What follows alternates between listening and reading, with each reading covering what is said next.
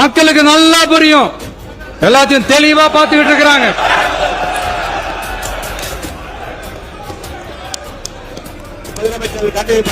முதலமைச்சர்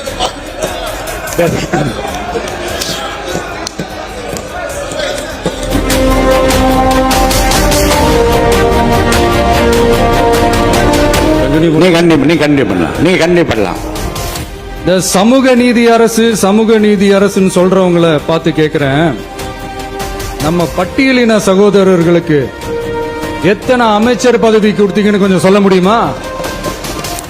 ஆனா நம்மளுடைய அரசுல 8 அமைச்சர் பதவிகள் யாருக்கு? நம்ம பட்டியலின சகோதரர்களுக்கு. எல்லாம் நம்ம அண்ணன், நம்ம தம்பி, நம்ம தங்கச்சிங்க.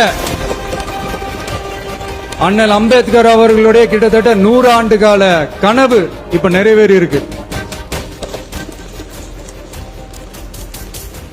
நான் ஏன் கொஞ்சம் சவுண்டா பேசுறேன் அப்படின்னா அவங்களுக்கு கேட்கணுன்றதுக்காக தப்பா எடுத்துக்காது.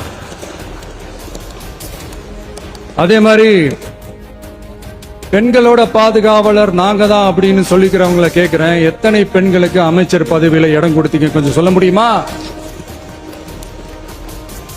எங்க அரசுல 4 சகோதரிகளுக்கு அமைச்சர் பதவி கொடுத்திருக்கிறோம்.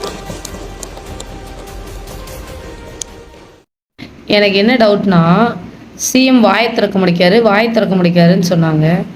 இப்போ சாதாரணமாக ஒரு மனுஷங்க ஒருத்தவங்க வந்து பேசுகிறாங்கன்னாலே நம்ம காது கொடுத்து கேட்போம், சரியா?